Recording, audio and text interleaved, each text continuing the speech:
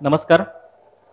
Channel बी आणि जे के wealth private limited यांच्या वतीने शेअर कनेक्ट ही आर्थिकदृष्ट्या माहिती देणारी आणि आर्थिकदृष्ट्या आपल्याला विश्लेषण करायला लावणारी वृत्तमालिका याच्या 5व्या भागामध्ये आपल्या सर्वांचं स्वागत आहे.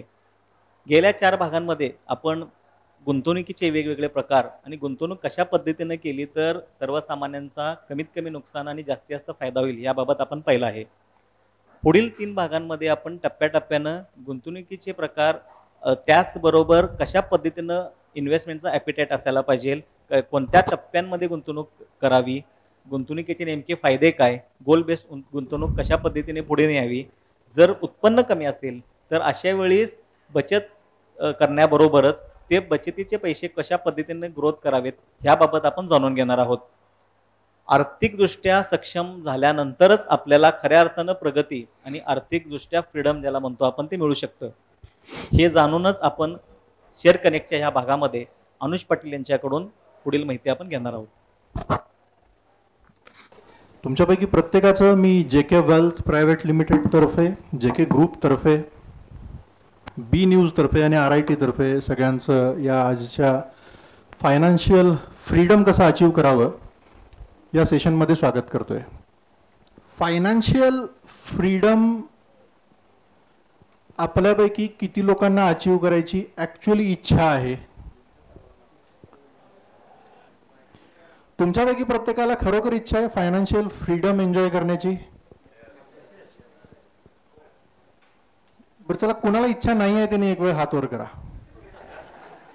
काही लोक पहिल्यांदा पण हात वर केलेले नाहीत आणि आता पण हात वर केलेले नाहीत, असे पण काही लोक आहेत. म्हणजे जमलं तर जमलं, झालं तर ठीक आहे, नाही झालं तर काय चाललंय, ठेविल्या अनंती तैसेची राहावे. ओके, जोक्स अपार्ट, आपण पॉइंटवरती येऊया. फायनान्शियल फ्रीडम अचीव करण्यामध्ये काय काय स्टेजेस येतात, काय काय स्टेप्स येतात, त्यावेळेला आपल्याला काय काय ॲक्शन घेणं गरजेचं आहे. फायनान्शियल फ्रीडम अचीव करण्याच्या जर्नीमध्ये कोणकोणते वेगवेगळे फेजेस आहेत, या सगळ्या गोष्टीवरती आपण आज या सेशनमध्ये डिस्कस करणार आहोत. जर्नी सुरू केल्यानंतर इमिजिएट आपण फायनान्शियल फ्रीडम अचीव नाही करू शकत. 3rd स्टेज असणार आहे फायनान्शियल फ्रीडम. फर्स्ट स्टेज येते फायनान्शियल स्टॅबिलिटी. सगळ्यात पहिल्यांदा आपल्याला फायनान्शियल स्टॅबिलिटी अचीव करायची आहे. त्यानंतर 2nd स्टेज येते financial security and 3rd one will be financial freedom. 3री स्टेज असणार आहे फायनान्शियल फ्रीडम आणि त्यानंतर 4थी पण एक स्टेज असते विच इज फायनान्शियल अबंडन्स. एक अबंडंट लाईफ तुम्ही जगू शकताय. ही 4 स्टेजेस येतात फायनान्शियल जर्नीमध्ये. आज आपण बोलणार आहे फायनान्शियल फ्रीडमबद्दल. तर ह्या प्रत्येक स्टेजमध्ये होतंय काय, फायनान्शियल स्टॅबिलिटी ही जी स्टेज आहे ती आपण मिळवली असं आपण त्यावेळेला म्हणू शकतोय ज्या वेळेला आपल्याकडे आपल्या 3 ते 6 महिन्याच्या खर्चा एवढी अमाऊंट आपण सेव्ह केलेली असेल, आपल्याकडे तेवढे सेव्हिंग्ज असतील. म्हणजे आपल्या दर महिन्याला तुमचा जेवढा बेसिक खर्च आहे, बेसिक खर्च गुणिले 3 ते 6 म्हणजे 3 ते 6 महिन्याच्या खर्चा एवढे बेसिक एक्सपेन्सेस. बेसिक एक्सपेन्सेस काय आहेत? Food, clothes and shelter. अन्न, वस्त्र आणि निवारा ह्या 3 बेसिक गरजा पूर्ण करण्यासाठी आपल्याला 3 ते 6 महिन्यात जेवढा खर्च होऊ शकतोय तेवढी अमाऊंट जर आपल्याकडे सेव्हिंग केलेली असेल तर आपण फायनान्शियली स्टेबल आहे असं आपण म्हणू शकतोय. सेकंड आहे financial security. when income from your conservation covers your basic expenses and basic lifestyle. Basic expenses and basic lifestyle. Financial security स्टेजला कॉन्झर्वेशन म्हणजे तुम्ही जमवलेली अमाऊंट. स्टॅबिलिटीमध्ये आपण सेव्हिंग बद्दल बोललोय, पैसे साठवलेत. म्हणजे उदाहरणासाठी आपण घेऊन चालू आहे की महिन्याला 25,000 रुपये तुमचा बेसिक खर्च असेल किंवा महिन्याला 10,000 असेल, वॉट एव्हर जे काय असेल तो. तर 3 ते 6 महिन्याच्या खर्चा एवढी म्हणजे 30,000 ते 60,000. 10,000 खर्चवाल्यासाठी 30,000 ते 60,000. 25,000 खर्चवाल्यासाठी 75,000 ते 1.5 लाख. ही अमाऊंट सेव्हिंग म्हणतोय मी, सेव्हिंग, इन्कम नाही, सेव्हिंग बाजूला काढून ठेवले. ती फायनान्शियल स्टॅबिलिटी झाली. फायनान्शियल सिक्युरिटीमध्ये तुम्ही जे इन्व्हेस्टमेंट्स केलेले आहेत म्हणजे तुम्ही जी वेल्थ कॉन्झर्व्ह केलेली आहे त्याच्यातून येणाऱ्या इन्कममधून, म्हणजे तुम्ही गुंतवलेल्या पैशातून जे रिटर्न्स यायला लागलेत किंवा आपल्या साध्या भाषेत बोलीभाषेत व्याज यायला लागले, त्या व्याजातून जर तुमची बेसिक एक्सपेन्सेसची अमाऊंट आणि बेसिक लाईफस्टाईलसाठी लागणारी अमाऊंट कॉन्झर्वेशनच्या इन्कममधून येत असेल तर आपण फायनान्शियली सिक्युअर आहे असं आपण म्हणू शकतोय. क्लिअर ह्या दोन्हीतला फरक? फायनान्शियली सुरक्षित कधी आहे आपण? जर मला दर महिन्याला लागणारी बेसिक खर्चाची अमाऊंट आणि माझं बेसिक लाईफस्टाईल, आता बेसिक खर्च काय आहे? अन्न वस्त्र निवारा. बेसिक लाईफस्टाईल काय असणार आहे? औषधावरचा खर्च, शिक्षणावरचा खर्च आणि आपल्याला बेसिक जे काय ट्रान्सपोर्टेशन वगैरे लागतं यासाठीचा खर्च, ही बेसिक लाईफस्टाईल आहे. हा पैसा आपल्या गुंतवणुकीच्या व्याजातून ज्या वेळेला येत असेल त्यावेळेला आपण फायनान्शियली सिक्युअर आहे. ही सेकंड स्टेज आहे.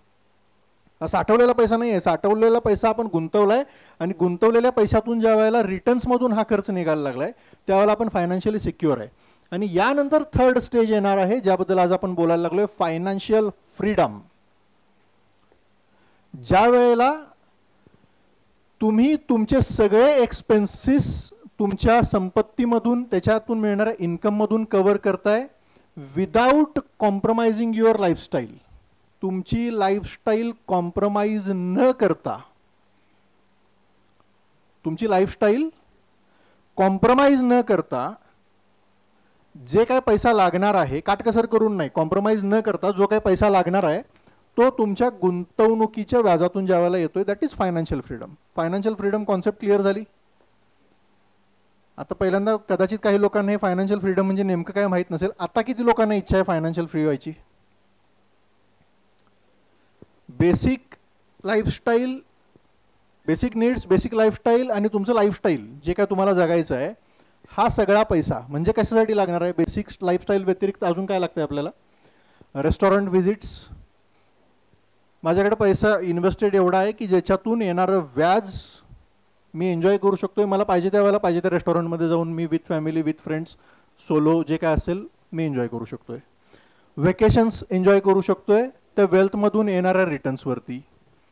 लक्झरी कार एन्जॉय करू शकतोय त्या वेल्थमधून येणाऱ्या रिटर्न्सवरती. दिस इज फायनान्शियल फ्रीडम. किती लोकांची इच्छा आहे हे फायनान्शियल फ्रीडम अचीव करण्याची? आता बऱ्यापैकी सगळ्यांचे हात वर आले. This is financial freedom. आणि यानंतर चौथी स्टेज येते financial abundance. When your wealth is big enough to afford whatever you want. तुम्हाला जे पाहिजे ते खरेदी करण्याची आणि ते परवडण्याची ताकद ज्या वेळेला तुमच्या पोर्टफोलिओमध्ये येते, दॅट इज फायनान्शियल अबंडन्स. ज्यामध्ये आपल्याला काय लाईफस्टाईल जगता येऊ शकते? एक्झॉटिक लाईफस्टाईल, मल्टिपल इंटरनॅशनल व्हेकेशन्स आणि ड्रीम कार्स. ह्या सगळ्या गोष्टी मेंटेन करण्या एवढा ज्या वेळेला आपल्याकडे पोर्टफोलिओ बनेल तो असेल फायनान्शियल अबंडन्स. ही 4 स्टेजेस आहेत: financial stability, financial security, financial freedom and then financial abundance. हे 4 स्टेजेस आहेत.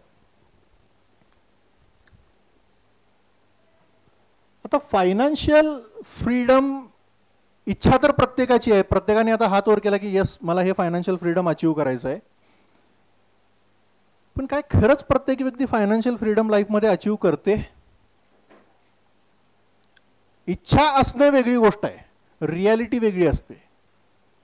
फक्त इच्छा असून काय होणार नाही आहे. ती जर गोष्ट सत्यात आणायची असेल तर त्यासाठी काही गोष्टी कराव्या लागतील. Answer would be no. म्हणजे ह्या प्रश्नाचं उत्तर कदाचित नो असू शकतं की प्रत्येक व्यक्ती फायनान्शियल फ्रीडम अचीव नाही करत. एक ॲव्हरेज व्यक्ती वयाची 55 वर्ष पैसा कमवण्यासाठी गरजेचं असणारं शिक्षण घेण्यामध्ये आणि ॲक्च्युअल पैसा कमवण्यामध्ये इन्व्हेस्ट करते. आपल्या आयुष्यातली 55 वर्ष आपण शिक्षण घेण्यामध्ये आणि काम करण्यामध्ये इन्व्हेस्ट करतो. शिक्षण कशासाठी घेतोय?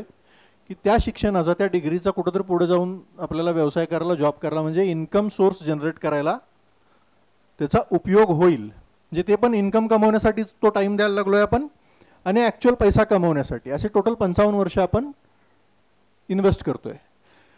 आयुष्यातला हा 65% भाग, म्हणजे एक व्यक्ती जर 80 ते 85 वर्षाचं आयुष्य जगणार आहे असं आपण जर ॲझ्युम केलं तर 55 वर्ष, 80-85 वर्षातली 55 वर्ष म्हणजे ऑलमोस्ट 65% आयुष्य ज्या वेळेला पैसे कसं कमवायचं हे जर नॉलेज घ्यायला आणि ॲक्च्युअल पैसे कमवायला एखादी व्यक्ती स्पेंड करते, त्यानंतर देखील 20% लोक पण फायनान्शियल फ्रीडम अचीव करत नाहीत. 20% लोक पण फायनान्शियल फ्रीडम अचीव करण्यामध्ये सक्सेसफुल होत नाहीत. Because majority people don't know few things. Those few things कुठल्या त्या गोष्टी आहेत? Those few things, because majority people don't know few things, by knowing as well as executing those few things, by knowing अशा काही गोष्टी majority लोकांना माहीत नाहीत, ज्या माहिती असल्यामुळं ॲज वेल ॲज एक्झिक्युटिंग आणि त्या एक्झिक्यूट केल्यामुळं one can surely achieve financial freedom.